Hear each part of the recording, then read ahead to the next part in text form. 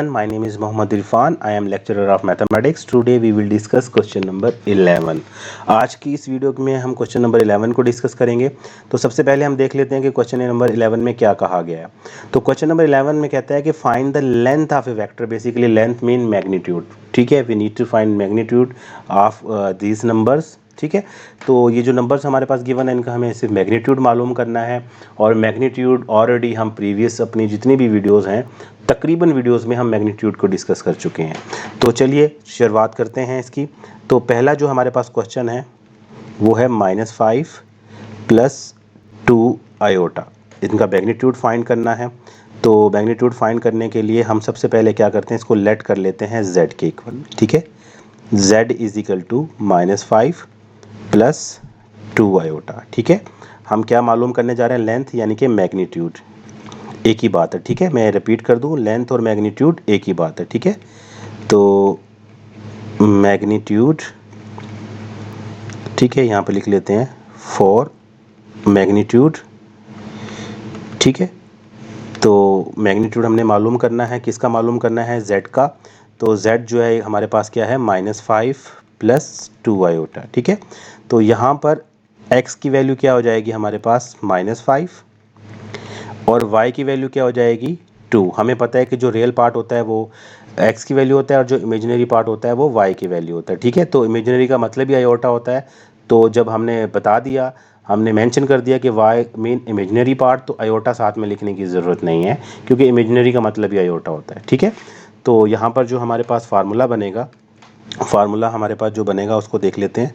तो फार्मूला जो होगा वो हमारे पास क्या बनेगा, फार्मूला लिख लेते हैं, इसको मेंशन कर देते हैं यहाँ पर। मैग्नीट्यूड का formula we also know that, ठीक है। तो जो फार्मूला बनेगा मैग्नीट्यूड का वो z magnitude equal √x² + y², ठीक है। तो z √x की जगह पर क्या आ जाएगा हमारे पास, x की वैल्यू कितनी है वो -5, y की जगह पर y की वैल्यू वो कितनी है 2, ठीक हो गया। तो यहाँ पर आ जाएगा z एब्सोल्यूट या z मैग्नीट्यूड, -5 का स्क्वायर 25, 2 का स्क्वायर 4। तो आपके पास बेसिकली z मैग्नीट्यूड या एब्सोल्यूट 25 + 4 कितना होगा, 29। तो जो हमारे पास बेसिकली जो लेंथ निकलेगी वो इस कॉम्प्लेक्स नंबर की वो √29 निकलेगी, ठीक है। चलते हैं नेक्स्ट पार्ट की तरफ। तो नेक्स्ट पार्ट जो है मैंने पहले से ही सॉल्व किया हुआ है ताकि ये वीडियो की लेंथ जो है वो कम से कम हो और ज़्यादा से ज़्यादा कंटेंट आपके पास पहुंच जाए।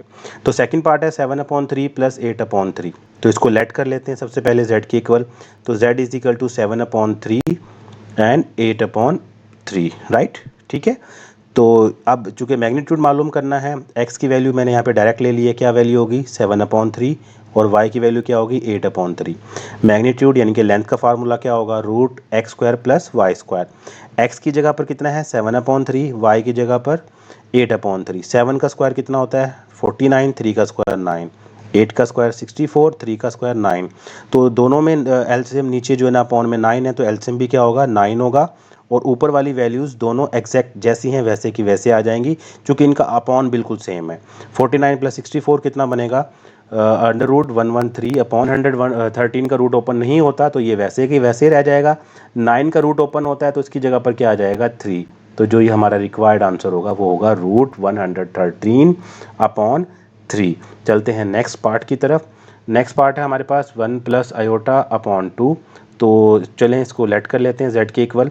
1 के नीचे क्या आ जाएगा √2 प्लस आयोटा के नीचे भी क्या आ जाएगा √2। तो बेसिकली हमने क्या किया, एलसीएम को अलग किया है। तो यहाँ पर x की वैल्यू क्या हो जाएगी 1/√2 और y की वैल्यू भी क्या हो जाएगी 1/√2, ठीक है। आयोटा के साथ यहाँ पर 1 होता है, हमने लिखा नहीं, मेंशन नहीं करते हम। तो ठीक हो गया। तो लेंथ यानी कि मैग्नीट्यूड एब्सोल्यूट का फार्मूला क्या होगा, √x² + y²। x की जगह पर क्या आएगा 1/√2, y की जगह पर 1/√2। 1 का स्क्वायर 1 होगा और स्क्वायर से रूट कैंसिल हो जाएगा 2, तो 1/2। 1 का स्क्वायर 1 होगा और स्क्वायर से रूट कैंसिल हो जाएगा तो 2 आ जाएगा। 1 का स्क्वायर 1 होगा, स्क्वायर से रूट कैंसिल होगा तो 2 आ जाएगा। दोनों का एलसीएम सेम है अपॉन सेम है तो एलसीएम भी क्या आएगा, अपॉन में जो सेम होता है वही आएगा। जब दोनों का अपॉन सेम होता है तो ऊपर वाली वैल्यूज़ एग्जैक्ट आ जाती हैं, विद साइन जो भी है, प्लस है बीच में तो प्लस और माइनस है तो बीच में माइनस। 1 + 1 कितना होगा 2, 2 से 2 कैंसिल कितना आएगा 1, √1, तो √1 का क्या मतलब होता है 1, तो इसकी जो लेंथ होगी वो कितनी आ जाएगी 1 आ जाएगी। ठीक है, चलते हैं नेक्स्ट पार्ट की तरफ। नेक्स्ट पार्ट है हमारे पास 1 + √3 आयोटा अपॉन 2। तो लेट कर लेते हैं, एलसीएम अलग अलग करेंगे पहले। 1 के नीचे क्या आ जाएगा 2 और √3 आयोटा के नीचे भी क्या आ जाएगा 2। एक्स की वैल्यू क्या होगी 1/2, वाई की वैल्यू क्या होगी √3/2। ठीक है, वाई इज इमेजिनरी पार्ट तो आयोटा साथ में हम नहीं लिखेंगे। तो लेंथ यानी कि मैग्नीट्यूड का फार्मूला क्या होगा, एब्सोल्यूट का formula x² + y², √x² + y²। X की जगह पर 1/2, वाई की जगह पर √3/2। 1/2 का होल स्क्वायर, 1 का स्क्वायर कितना होगा 1 और 2 का स्क्वायर कितना होगा 4। अच्छा, स्क्वायर से रूट कैंसिल हो जाएगा, 3 आ जाएगा, लेकिन नीचे वाले पे तो स्क्वायर रहेगा ना, चूँकि यहाँ पर मैं मेंशन कर दूँ, इसका √3/2 के स्क्वायर का मतलब होता है कि √3 के ऊपर होल स्क्वायर अलग है और 2 के ऊपर स्क्वायर अलग है। इसका रूट से स्क्वायर रूट से स्क्वायर कैंसिल हुआ तो 3 आ गया और 2 का स्क्वायर कितना होगा 4। दोनों का एलसीएम सेम है, सॉरी अपॉन सेम है, तो एलसीएम यही बनेगा 4। और दोनों के अपॉन में जब सेम वैल्यूज़ हैं तो ऊपर वाली विद साइन वैसे की वैसे आ जाती हैं, यानी कि 1 + 3 वैसे का वैसे आ जाएगा। तो 1 + 3 कितना होगा 4, 4 से 4 कैंसिल कितना होगा 1, √1, और √1 का क्या मतलब होगा 1, तो इसकी जो लेंथ आ जाएगी कितनी आ जाएगी 1 आ जाएगी। ठीक है स्टूडेंट्स, मिलते हैं नेक्स्ट ट्यूटोरियल के अंदर। अल्लाह नेहबान।